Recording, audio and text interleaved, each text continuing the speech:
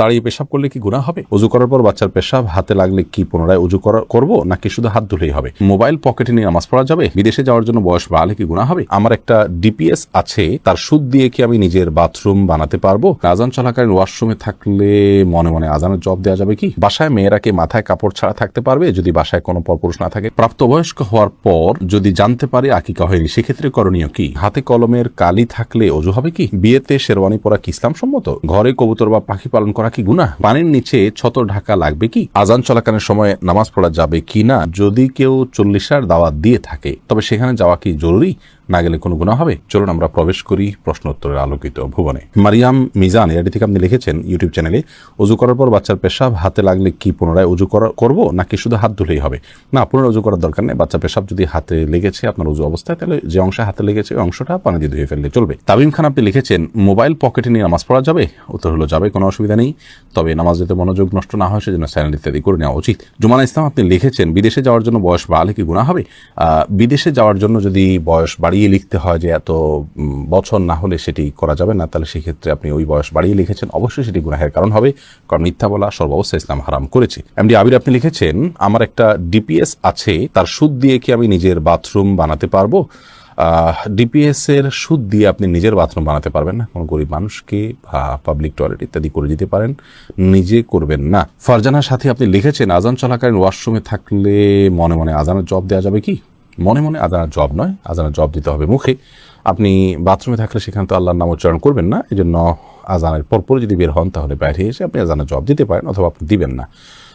মনে মনে দিলে আপনি সেটা দিতে পারেন, আল্লাহর কাছে সবার আশা করতে পারেন যে আমি চেষ্টা করেছি, আল্লাহ তাআলা সেজন্য সব দিতেও পারেন, কিন্তু আজান মূলত জবাব দিতে হবে মুখে, বাথরুমে সেটা করা যাবে না। অতএব করতে পারছেন না সেজন্য মনে মনে আপনি দিতেই পারেন, আপনার মনের সান্ত্বনার জন্য, এবং আল্লাহর কাছে সবার আশাও আপনি করতে পারেন। তাহমিনা খাতুন লিখেছেন, শীতের দিনে অনেকে মুজাফরে সালাত আদায় করেন, এটাতে সালাত হবে কিনা? শীতের দিনে যদি মুজাফরে সালাত আদায় করেন কোনো অসুবিধা নেই, হয়ে যাবে। মুক্তি ইসলাম আপনি লিখেছেন, বিসমিল্লাহ বলে ওযু শুরু করলে ওযু হবে কি? কোনো সূরা পাঠ না করে বিসমিল্লাহ বলে যদি আপনি ওযু শুরু করেন তাহলে ওযু হয়ে যাবে। ওযু শুরু করার জন্য কোনো সূরা পাঠ করার দরকার নেই, শুধু বিসমিল্লাহ পাঠ করেই ওযু করার নির্দেশনা হাদিসে এসেছে। আফরিন চৌধুরী মিম আপনি লিখেছেন, হাতে কলমের কালি থাকলে ওযু হবে কি? হবে, কারণ কলমের কালির কারণে হাতের আমাদের ত্বকের উপরে আলাদা কোনো স্তর পড়ে না। জালাল আহমেদ লিখেছেন, বিয়েতে শেরওয়ানি পরা কি ইসলাম সম্মত?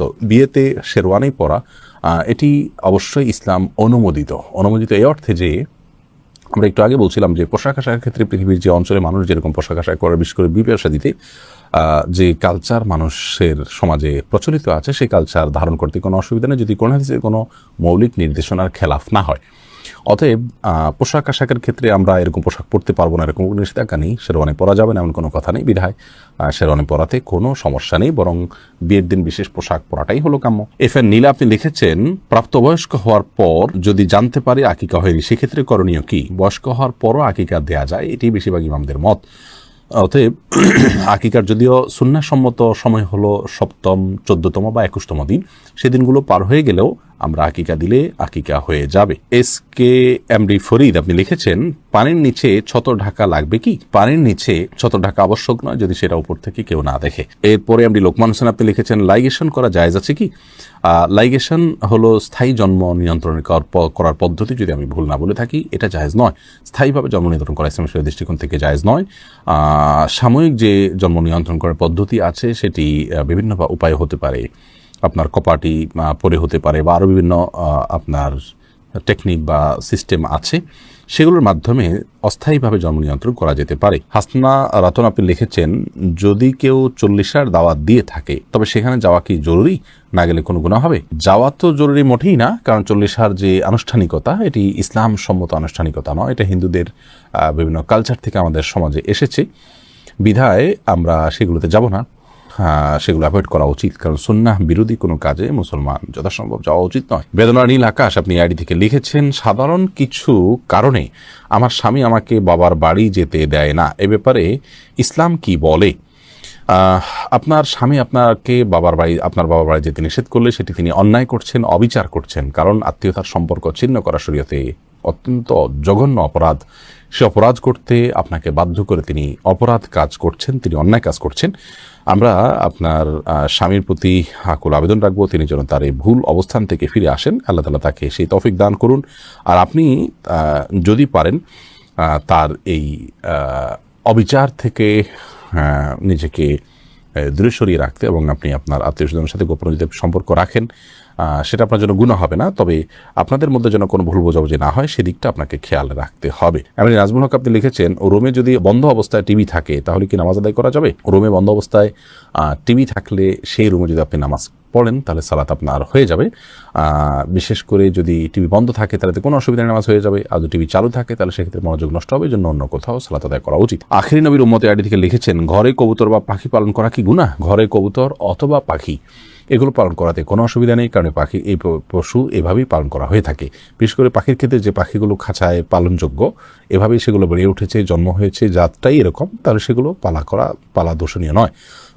তবে যে পাখি বাহিরে উড়ে চড়ে বেড়ায় সেগুলোকে বলপূর্বক আপনি বেঁধে রেখেছেন এবং খাবার দিচ্ছেন না, এরকম যদি হয় সেটাও জুলুম হবে। এরপরে সাদিয়া আফরিন আপনি লিখেছেন, আমার একটা প্রশ্ন ছিল, তা হচ্ছে আমরা সাধারণত মেয়েরা যখন বাথরুমে উজু করি ওড়নাটা বাইরে রেখে যাই ভিজে যাওয়ার ভয়ে, মাথায় কাপড় ছাড়া উজু হবে কিনা?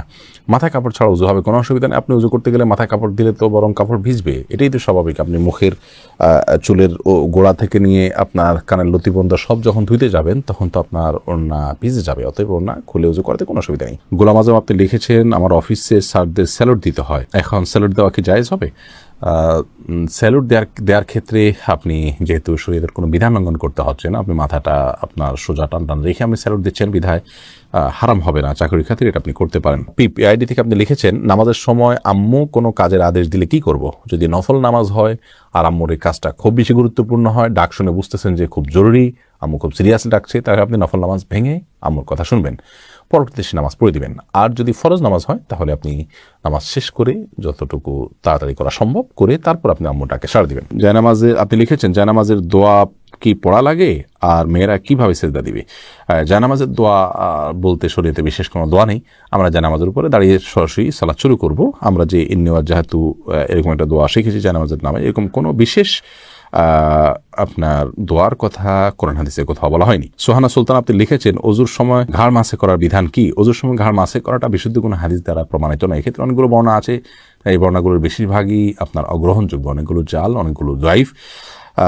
এক্ষেত্রে অনেক উলামায়ে কেরাম এটাকে মুস্তাহাব বলে থাকেন, কিন্তু মুস্তাহাব বা সুন্নাহ, বিশেষ করে সুন্নাহ সাব্যস্ত হওয়ার মতো দলিল নেই। যে দলিলগুলো আছে সেগুলো যে সমস্ত উলামায়ে কেরাম মুস্তাহাব মনে করে থাকেন, কারোর কাছে দলিলটা অধিকতর শক্তিশালী মনে হয় তিনি আমল করবেন, কিন্তু আমরা এটাকে শক্তিশালী মনে করি না।